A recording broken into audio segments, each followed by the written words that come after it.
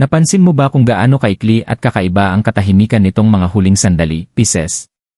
Hindi ito ang uri ng katahimikang payapa, kundi isang tila paghinto, na para bang ang mismong universo ay pinipigilan ang hininga nito.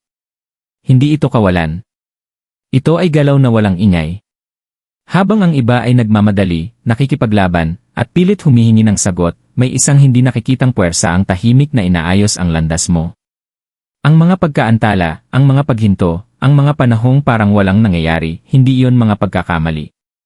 Mga senyales iyon. Hindi palaging maingay dumating ang tadhana. Minsan, kumikilos ito na parang bulong, binabago ang lahat bago mo pa mapansing nagsimula na pala. At kung natagpuan mo ang mensaheng ito ngayon, may dahilan yon. Dahil ang nakalaan para sa iyo ay paparating na. May dahilan kung bakit dumating sa iyo ang mensaheng ito, Pisces. Walang anumang nangyayari sa sandaling ito ang nagkataon lamang. Maaaring matagal mo nang tinatanong ang sarili mo kung bakit bumagal ang takbo ng ilang bagay, kung bakit hindi dumarating ang mga sagot noong pinakakailangan mo ang mga ito, o kung bakit tila kakaibang tahimik ang buhay sa paligid mo. Ngunit madalas, sa katahimikan pinakamasigasig kumikilos ang tadhana. Habang abala ka sa simpleng pagharap at pagbangon araw-araw, may mga hindi nakikitang puwersang dahan-dahang inaayos ang mga pangyayari pabor sa iyo. Nararamdaman ng masinsin mong puso na may nagbabago kahit hindi pa yon maipaliwanag ng isip mo. Ang damdaming hindi mo mabigyan ng pangalan, ang halo ng pag-asa, pagkalito, at tahimik na pananabik ay totoo. Hindi ka pinatigil, inihahanda ka. Ang kwentong ito ay hindi tungkol sa biglaang mga himala o mararangyang tagumpay. Ito ay tungkol sa mga banayad na pagbabago, sa paglago ng damdamin, at sa banal na tiyempo na tahimik na kumikilos sa likod ng lahat. Bilang isang Pisces, nauunawaan ng kaluluwa mo ang mga bagay na hindi napapansin ng iba. At ngayon, handa na ang universo na ipakita kung bakit kailangang mangyari ang lahat ng eksakto sa ganitong paraan. Ang tahimik na paggalaw ng tadhana. Hindi palaging dumarating ang tadhana na may kasamang mga senyales, anunsyo, o dramatikong sandali. Mas madalas, ito'y kumikilos ng tahimik, dahan-dahang pumapasok sa buhay mo sa oras na hindi mo inaasahan. Para sa iyo, Pisces, matagal nang nagaganap ang tahimik na galaw na ito.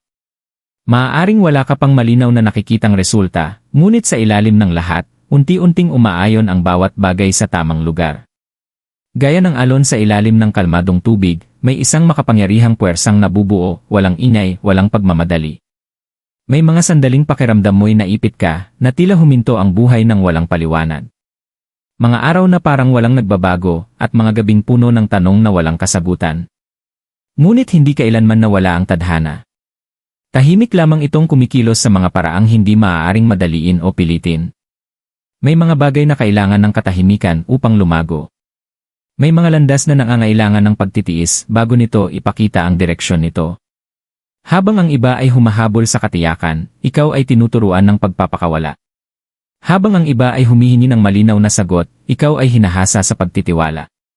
Bawat pagkaantala, bawat paghinto, bawat tahimik na sandali ay may dalang layuning hindi mo pa nakikita noon. Ang tadhana ay nagmamasid, nag-aayos, nag-aalis ng hindi na nagsisilbi sa iyo, at pinoprotektahan ang tunay na nakalaan para sa iyong hinaharap. Mapapansin mo ngayon na nagbago na ang mga reaksyon mo. Ang mga bagay na dati agad nagpapakaba sa iyo ay wala na ang dating kapangyarihan. Ang mga sitwasyong minsang nakakapagpabigat ng damdamin ay mas banayad mo nang napapalampas. Hindi ito nagkataon lamang. Patunay ito na may isang bagay sa loob mo ang nagbago na. Ganito madalas kumilos ang tadhana, binabago muna kung sino ka bago nito baguhin ang mundo sa paligid mo. Inihahanda nito ang puso mo bago magbukas ng mga bagong pinto. At para sa isang Pisces, na malalim kung makaramdam ang kaluluwa, ang paghahandang ito ay nangyayari ng marahan, halos hindi napapansin. Hindi mo kailangang makita ang bawat hakbang. Ang mahalaga, darating ka ng handa. Ang paparating ay hindi nangangailangan ng puwersa. Kailangan lamang nito ng kamalayan. At dahan-dahan, tahimik, ginagabayan ka ng tadhana patungo sa eksaktong lugar kung saan ka dapat mapunta. Bakit nauuna mong maramdaman ang pagbabago, Pisces? Palagi ng kakaiba ang Pisces. Habang ang iba ay umaasa sa lohika at nakikitang ebidensya, ikaw ay nakakaramdam ng mga bagay bago pa man sila tuluyang magpakita. Nararamdaman mo ang paggalaw ng enerhiya, emosyon, at intensyon kahit wala pang malinaw na nagbabago sa panlabas na mundo. Ito ang dahilan kung bakit ikaw ang unang nakaabot ng tahimik na galaw ng tadhana. Ang intuition mo ay hindi imahinasyon, ito ay malalim na kamalayan. Maaaring napansin mo na kamakailan ang mga banayad na senyales sa loob mo. Isang biglaang kapanatagan kung saan dati may kaba. Isang kakaibang katiyakan kahit walang patunay. Mga sandaling tila ginagabayan kang huminto sa halip na ipilit ang lahat. Hindi random ang mga damdaming ito. Ito ang kaluluwa mo na kumikilala na may umaayon na sa ilalim ng lahat. Bilang isang Pisces, likas sa iyo ang koneksyon sa mga bagay na hindi nakikita. Inaabsorb mo ang emosyon, nauunawaan mo ang katahimikan, at marunong kang bumasa sa pagitan ng mga pangyayari sa buhay. Habang ang iba ay naghihintay ng malakas at malinaw na kumpirmasyon, ikaw ay tumatanggap ng mga bulong. Pinagkakatiwalaan ka ng tadhana sa ganitong kamalayan dahil marunong kang makinig. May mga panahong ang pagiging sensitibo mo ay parang pabigat. Mas malalim kang nakakaramdam, mas tahimik kang nasasaktan, at daladala mo ang emosyon na hindi napapansin ng iba. Ngunit ang lalim na ito rin ngayon ang iyong lakas. Pinahihintulutan ka nitong umangkop bago pa dumating ang kaguluhan, pakawalan ang hindi na akma, at ihanda ang sarili sa pagbabago ng walang pagtutol. Hindi mo kailangan ng biglaang patunay para malaman na may paparating. Nararamdaman mo ito sa katawan mo, sa mga panaginip mo, sa paraan ng pagtugon ng puso mo sa ilang kaisipan. Iyan ang tadhana na nagsasalita sa wikang alam mo. Habang ang iba ay patuloy pang nagtatanong, ikaw ay unti-unti nang umaayon. Habang ang iba ay mabibigla sa mga susunod na mangyayari, makikilala mo iyon bilang isang pamilyar na pakiramdam, isang bagay na matagal mo nang nadama, ngunit hindi mo maipaliwanag noon. Kaya marahan kumilos ang tadhana sa iyo. Alam nitong mauunawaan mo. Ang kamalayan mo ay hindi nauuna sa panahon. Ito ay eksaktong nasa tamang oras. Isang nakaraang pagsubok na humuhubog sa iyo. May panahon na kinwestiyon mo ang lahat, Pisces. Hindi dahil kulang ka sa pananampalataya, kundi dahil naging masyadong mabigat na ang pasanin na kailangan mong dalhin ng tahimik.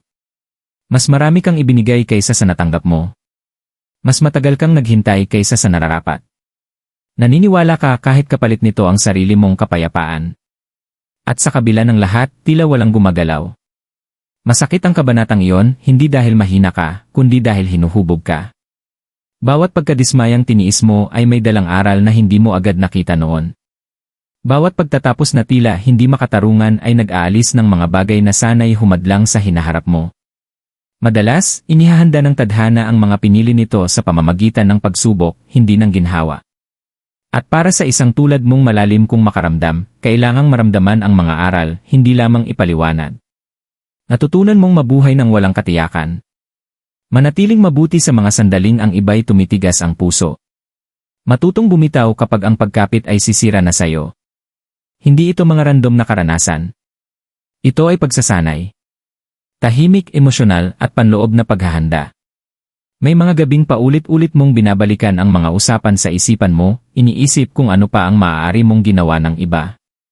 Mga panahong sinisi mo ang sarili mo sa mga bagay na hindi naman kailanman naging responsibilidad mo. Ngunit ang mga sandaling iyon ang nagturo sa iyo ng pagkilatis. Nagturo ng hangganan. Nagturo ng pagkakaiba ng sakripisyo at tuluyang pagkawala ng sarili.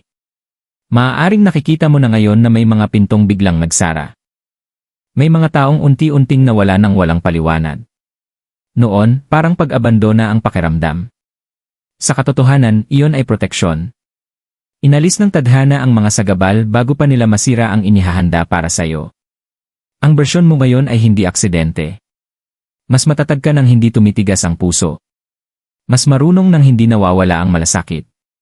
Mas mulat nang hindi nagiging mapagmatsyag sa lahat. Ang balance na ito ay bihira at pinaghirapan mo ito. Ang minsang inakala mong parusa ay paghahanda pala. At ngayon, habang mas malinaw ng kumikilos ang tadhana, mauunawaan mo kung bakit kailangan mo munang maging ganitong bersyon ng sarili mo. Ang sandaling tahimik na nagbabago ang lahat. Hindi lahat ng mga turning point ay may malinaw na anunsyo, Pisces.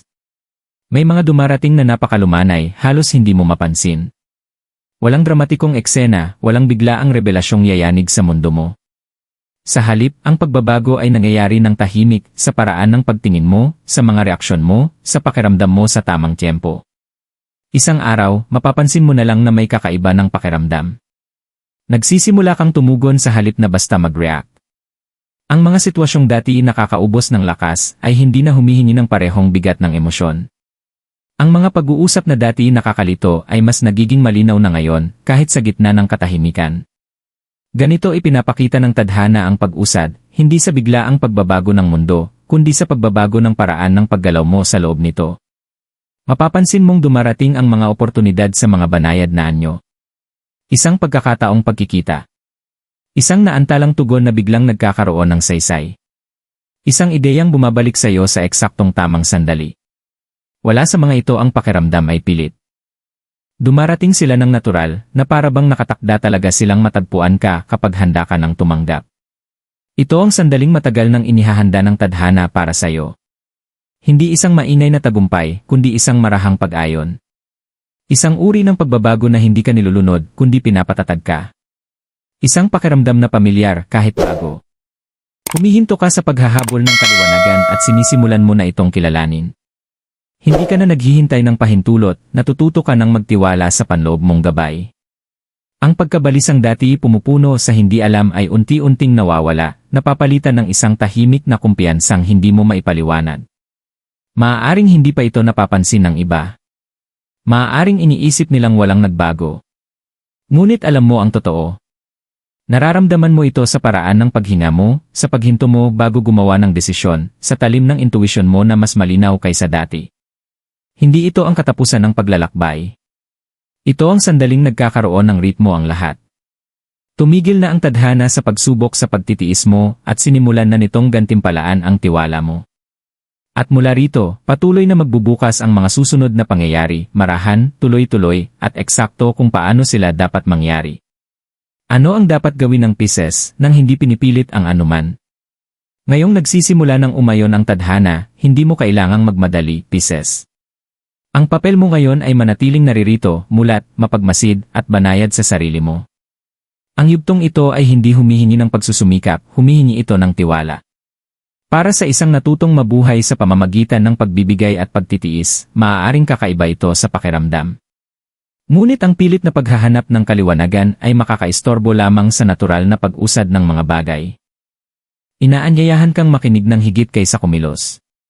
Obserbahan kung paano tumutugon ang mundo kapag tumigil ka sa pagtulak. Kapag binitiwan mo ang kontrol, binibigyan mo ng puwang ang tadhana na kumilos ng malaya.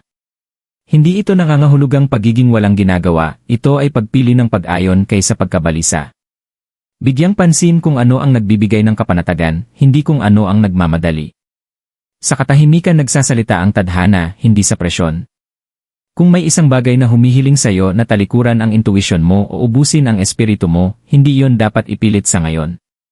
Ang tunay na para sa iyo ay sasalubong sa iyo sa gitna, walang laban, walang bigat. Panahon din ito upang pangalagaan ang emosyonal mong lakas. Hindi lahat ay kailangan ng paliwanag mo. Hindi lahat ay dapat magkaroon ng akses sa panloob mong mundo. Ang mga hangganan ay hindi pader, sila ay mga salaan. Hinahayaan nilang pumasok ang nakaayon at inilalayo ang mga nakakapag-ubos sa iyo. Pagkatiwalaan mo ang mga paghinto. Pagkatiwalaan ang mabagal na mga tugon. Pagkatiwalaan ang mga sandaling tila walang nangyayari. Hindi ito mga senyales ng pag-aantala, mga senyales ito ng eksaktong pag-aayos. Inaayos ng tadhana ang mga detalye na hindi mo kailangang kontrolin. Nagawa mo na ang pinakamahirap na bahagi. Nanatili kang bukas kahit mas madali sanang magsara. Ngayon, ang tanging gawain mo ay manatiling handang tumanggap. Hayaan mong dumating sa iyo ang buhay sa sarili nitong paraan. Habang mas kaunti ang pinipilit mo, mas malinaw na mahahanap ng lahat ang tamang lugar nito. Isang mensahe mula sa universo, direktang pagtugon. Pisces, ito ang bahagi kung saan direktang nakikipag-usap sa iyo ang universo, hindi sa pamamagitan ng mga senyales sa kalangitan, kundi sa tahimik na pag-unawang unti-unti nang nabubuo sa puso mo. Nakita ka nito kahit sa mga sandaling pakiramdam mo'y hindi ka napapansin. Bawat tahimik na dasal, bawat pag-asang hindi mo binigkas, bawat luhang pinili mong hindi ipaliwanag, lahat iyon ay kinilala. Hindi ka kailanman nakalimutan. Pinoprotektahan ka mula sa mga kahihinat ng mas magpapahina sa iyo kaysa magbibigay ng katuparan. Ang paghihintay ay hindi pagsubok sa halaga mo, ito ay paghinog ng landas mo. Kumikilos ang universo ng may malinaw na layunin, at para sa isang tulad mong malalim kung makaramdam, pinipili nito ang lambing kaysa puwersa. Maaaring na itanong mo kung bakit tila nauuna ang iba habang ikaw ay nananatiling nakahinto. Ngunit ang katahimikan ang naging kalamangan mo. Habang sila ay nagmamadali sa mga aral, ikaw ay sumisipsip ng karunungan. Habang sila ay humihingi ng sagot, ikaw ay natutong maghintay. At ngayon, dala mo ang kaliwanagang hindi madaling matitinag. Hindi minamadali ng universo ang mga bagay na itinakdang magtagal. Naghihintay ito hanggang ang espiritu mo ay sapat na ang lakas upang tanggapin ang paparating ng walang takot. Ang lalapit sa buhay mo ay hindi mangangailangan na lumiit ka, makipagkompromiso sa sarili mo, o lampasan ang hangganan mo. Makikilala ka nito agad. Pagkatiwalaan mo ang mga bagay na nagbibigay ng kapanatagan. Pagkatiwalaan ang mga dumarating ng walang laban. Pagkatiwalaan ang tiyempong kusang nagbubukas. Hindi ka nahuhuli. Eksakto kang nasa lugar kung saan ka dapat naroon. Tahimik na inaayos ng universo ang mga pangyayari pabor sa iyo, may sinadyang layon, may malasakit, may pagmamahal. At habang nagpapatuloy ka, mapapansin mo kung paano unti-unting umaayon ang lahat ng walang kahirap-hirap. Hindi ito nagkataon lamang. Ito ay tugon. Humiling ka ng hindi gumagamit ng salita. At ngayon, ang sagot ay unti-unti nang nagbubukas. Lahat ng naranasan mo, Pisces, ay humantong sa pag-unawang ito, walang anumang kailanman na kumikilos laban sa iyo. Kahit sa mga sandaling pakiramdam mo'y may pagkawala, katahimikan, o pagkalito, ginagabayan ka ng tadhana ng may pag-ingat. Ang inakala mong mga wakas ay mga paghinto lamang, mga puwang na nilikha upang may mas mabuti pang dumating ng walang sagabal. Hindi ka itinadhana na ipaglaban ang sarili mo para marating ang katuparan. Ang landas mo ay bumubukas sa pamamagitan ng pag-ayon, intuisyon, at tahimik na pagtitiwala. Kaya hindi kailanman nabagay sa kaluluwa mo ang mga maingay na tagumpay. Nakalaan kang lumago sa pamamagitan ng banayad na pagbabago, sa panloob na kaliwanagan, hindi sa panlabas na puwersa. Habang nagpapatuloy ka, mapapansin mo na nag-iba ang tugon ng buhay sa iyo. May mga pintong bumubukas ng walang paliwanag. May mga sagot na dumarating ng hindi hinahabol. May mga taong tunay na nakakaunawa sa iyo na kusang lilitaw, walang pilit, walang kalituhan. Hindi ito tsamba. Ito ang bunga ng pagtitiis. Dalhin mo ang kaalamang ito, ang nakalaan para sa iyo ay agad kang makikilala. Hindi nito hihilingin na patunayan mo ang sarili mo o magdusa ng walang hanggan. Sasalubungin ka nito sa kapayapaan. Hindi mo na kailangang questionin ang tiyempo o balik-balikan ang nakaraan. Lahat ay nagampanan na ang layunin nito. Ang katahimikang minsan mong kinatakutan ay siya na ngayong pundasyon mo. Hindi ka na inihahanda ng tadhana. Kasabay mo na itong naglalakad ngayon. At mula sa ganitong kalmadong kamalayan, maaari ka nang magpatuloy, hindi nagmamadali, hindi nag-aalinlangan, kundi may tahimik na kumpiyansang ang lahat ng nagbubukas sa harap mo ay itinakdang matagpuan ka mula pa sa simula.